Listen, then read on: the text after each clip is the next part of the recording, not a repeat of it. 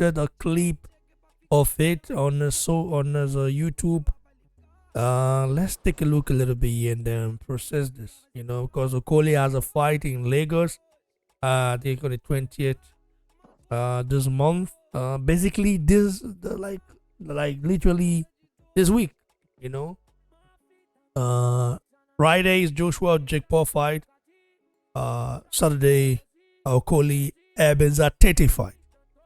I don't know why Tete. It's like literally gonna be a one-sided fight. In fact, first round KO from Okolie. That doesn't really make too much sense. It's what it is.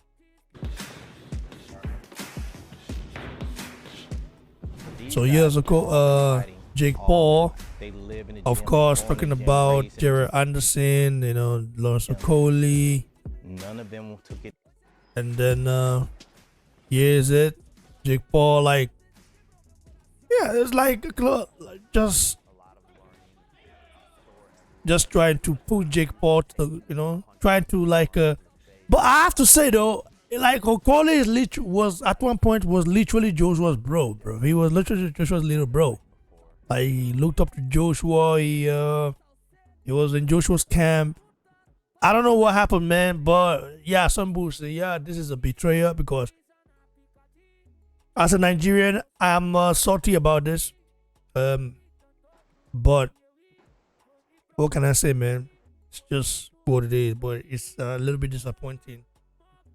And for him to be fighting him with a Nest, what does it do? What does it do for his career? And of course, this is what I mean. If you're gonna fight in Africa, fight a fight like a fight, like not. It doesn't have to be against the top dog, but against a guy that is gonna be a tough fight whereby people come and enjoy themselves. You give a opportunity to Okolie. Okolie is gonna blast him out in one round. I feel that. Tete is not. Yeah, it's not that. It's not that, man. Jagwe, what do you make of Okolie finally going to spar with Jake Paul, train Jake Paul, and then you have a clip here of him doing that and stuff like that. And yeah, I understand that you feel somehow sad about this. If I'm not mistaken. You know, I've said that. Let me not start it off like that. Lawrence Okolie going to Jake's Paul camp, right? It's one. I mean, it's not a big deal. You don't want to make it seem. I don't want to make it seem like it's a big deal or nothing like that, right? You know, um,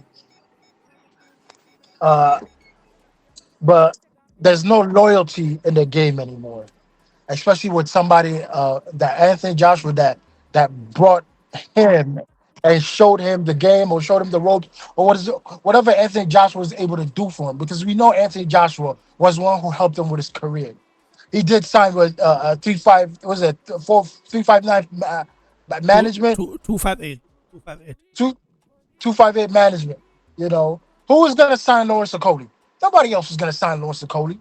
I mean, his fighting style is not catered to everybody. No, Nobody enjoys. he signed to Frank Warren now, so he left Eddie Hearn and stuff like that. I think he felt, yeah, when if Joshua drops you, and then Eddie Hearn will also do the same. This is how it is, but I don't Yeah, think that is just though, in my opinion. I don't know what really those happened, guys, but it still hasn't those come out guys are yet mates. it still hasn't come out yet to say what happened. But I feel Because he something must probably have happened. because Okolie was in the wrong. I'm pretty sure Okolie was in the wrong. There was rumors that was going around. You know, I wish I would have written it down, but it was rumors that was going around. And Okolie was the one who messed it up. You know, I don't know if he was asking for more money or something that he messed it up. You know, and AJ wasn't able to help him out. It was between him and Eddie Hearn, and AJ wasn't able to help him out, so he probably felt betrayed by AJ. But let's not forget, AJ and Eddie Hearn going hand in hand. Eddie Hearn without AJ is nothing. AJ without Eddie Hearn is going to be a problem because they both helped each other's career. Then they're like brothers, man. How would AJ would have made it without the help of Eddie Hearn? Really, not really being the guy to really mentor him and how to handle the game because of Eddie Hearn's dad. That's how that works, man. Be a guy like AJ trying to do this, trying to do it on his own, would have made it. He was gonna sign with Lennox Lewis. We all know how Lennox Lewis was gonna handle that. You know, we all know how he was gonna handle that. Old Fish Eyes was gonna also sign AJ, but we all know what was gonna handle that. Eddie Hearn was the one who was able to help him out.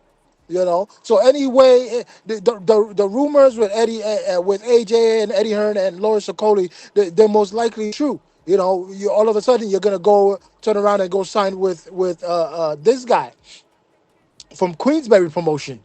You know, only because Queensberry was not a big fan of Eddie Hearn, right?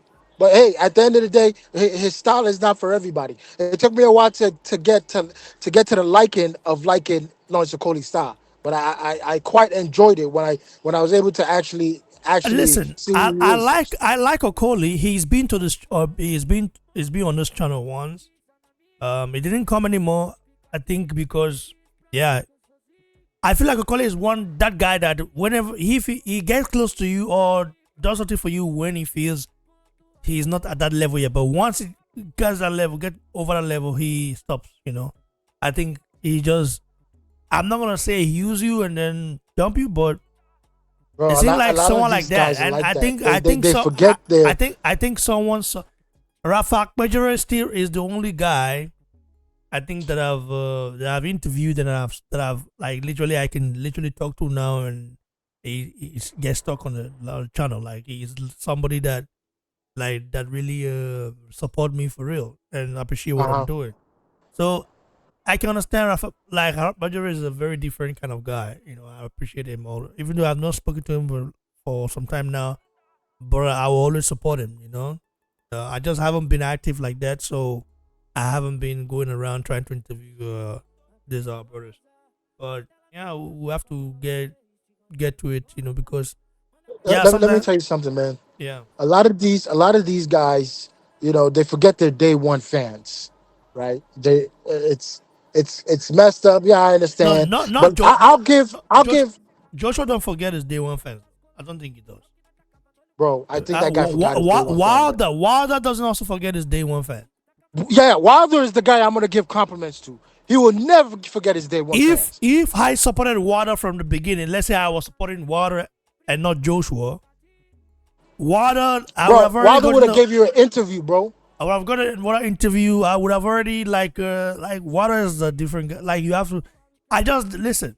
It's hard for me to support a non-Nigerian over a Nigerian until I knew Water was a Nigerian.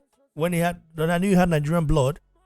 Yeah, then so I said, okay, well, and also it was between because Water was just it was an American between British. I'm not British. I'm not American.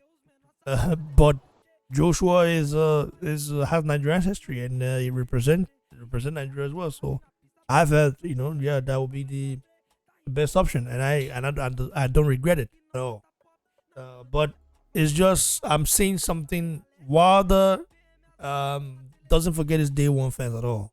You know, Oh, absolutely. I gotta and give credit to you that have guy, to bro. give him that. You might He's not like I you might I've have I've something to say about the guy, but he doesn't. oh He yeah, yeah, always absolutely. They know I'm not a big fan of Wilder like that, but I'll give credit where his credit is due. Wilder, I've come to see him and who he is. He's a very humble guy. It took me a while to like him, but you just eventually it came across. The guy's an extremely humble guy. He will never forget you from day one. It's just the way it is. And Wilder, man, if he's hearing this, bro, he's up there with being one of the best heavyweights. I think that to have walked this earth. But back to Lawrence Okolie, bro. Like I said, there's no loyalty in the game anymore. So of course he's gonna want to go to somebody like Jake Paul, right, to trade and let me make a little bit of money, but the guys won't be going as hard as he should to Jake Paul. Why would they want to do that and injure that guy? They're gonna give that guy brain damage before he even steps to Anthony Joshua, where he's gonna permanently receive his brain damage, right? People want to say, oh, he's good. Listen to me, man. Jake Paul, till this day, has not fought an active, a very active fighter. Everybody he's fought is a UFC fighter, is not a known fighter. But now he gets to the ring. He goes from Javante Davis to Anthony Joshua. What kind of game is he trying to pull? To me, it seems like he's mocking boxing. You don't go from a guy like Javante Davis to Anthony Joshua. It's either they're playing the game, right? Because they know like it's not a serious fight with some things included in the contract. Because there's no way it doesn't make sense. You're gonna fight somebody like Anthony Joshua, thinking you're gonna land a big punch on him, thinking you Anthony's chinny. They still in that notion thinking Anthony Joshua's chinny. It's funny because they've never been punched by a heavyweight. Even with that, if you fight at 168 and you tell somebody in the cruiserweight division to go ahead and punch you, you're gonna feel the difference. Okay, and this is people's mentality, thinking you're not gonna feel the difference, regardless if he could punch or not, right? And that's the mentality, thinking AJ's still chinny. Don't worry, if the game is not rigged, the guy's gonna get brain damage by the time fight is over. Yeah, man. It's gonna be crazy, bro. Anyways, we'll see what happens. Yeah, it's like a couple of days away now, bro. 19th is literally like 5 days away. Can you imagine? 5 days away from this fight happening, and it's already over everywhere. But I think he's gonna do massive numbers. I think so for sure. It's crazy. Stay tuned, guys. For Mr. Barry, we'll be right back. Sure.